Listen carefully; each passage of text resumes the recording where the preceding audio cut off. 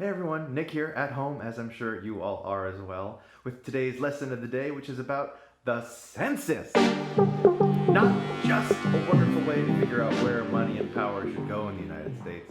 The census can be one of the greatest primary sources for understanding people in American history.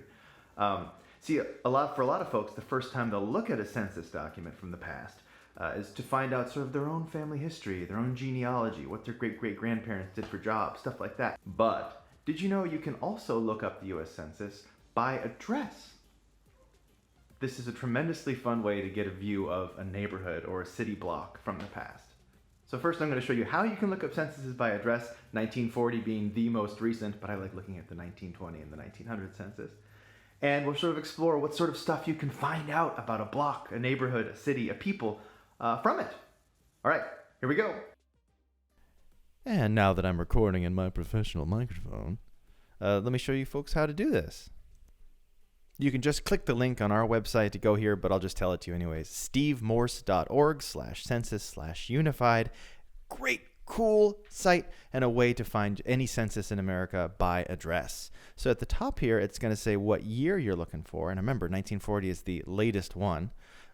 Census isn't viewable for a good period of time. I'm going to click 1900 because I like that.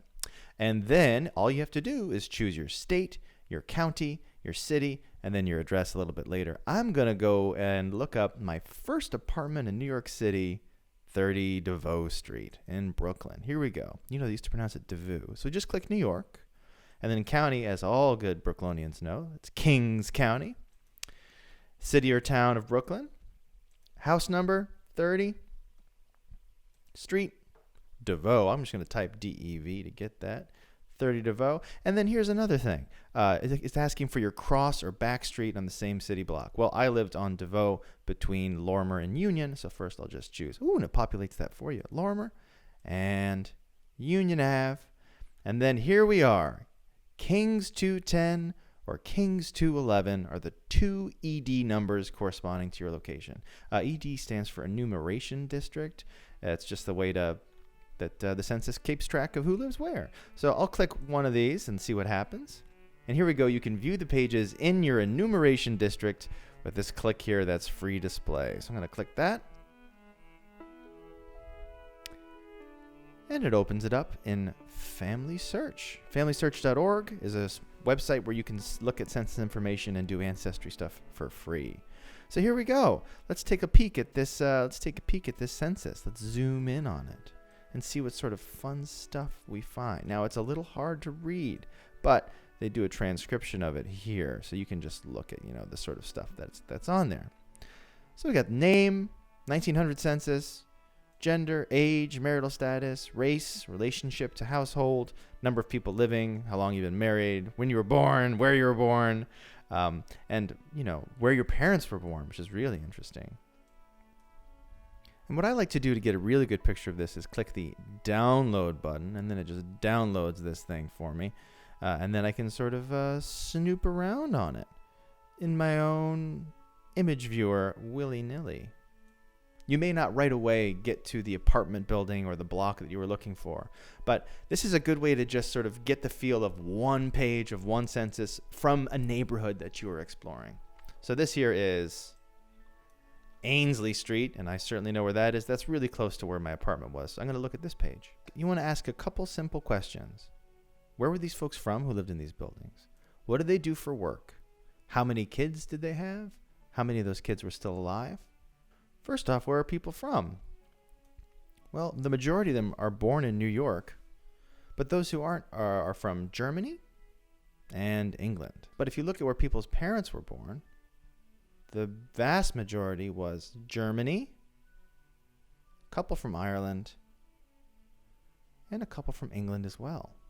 And even some Scotland, too. And more Germany continues on the bottom of this of the page. So it's safe to say that what is this undoubtedly hip block in Williamsburg today used to be very German. What sort of jobs did people have on that block in 1900? We got a nurse, a salesman, a milliner, that's somebody who makes hats, some kids at school, a traveling salesman, a machinist, a dressmaker. A China cleaner. China cleaner. And let's look at kids born, which is the column on the left, and kids alive on the right. Here, this family has had 3 kids, all 3 of whom survived. This family had 1 who did not. This family had 6 children, only 3 of which survived. And this family had 9, 3 of which survived. And then once you started asking those questions, you can sort of just ask others. Why did so many German people hang out with other German people? Why did they live in the same neighborhoods? Why weren't they sort of dispersed around? What's the story with this one Irish family who lives here? And what happened to them all? Where did they all go? Why did they leave Williamsburg? When? Why? What did their kids end up doing for work, or their grandkids? Sometimes you can pick a name on the census and follow them and their children to following censuses. But most importantly of all, whatever you glean from this document, you're one of the few people in the country who's even seen this specific page from this specific census. Make it your own. Do some detective work.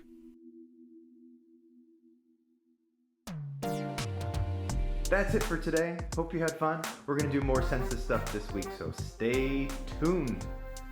And, good luck out there. All right, bye.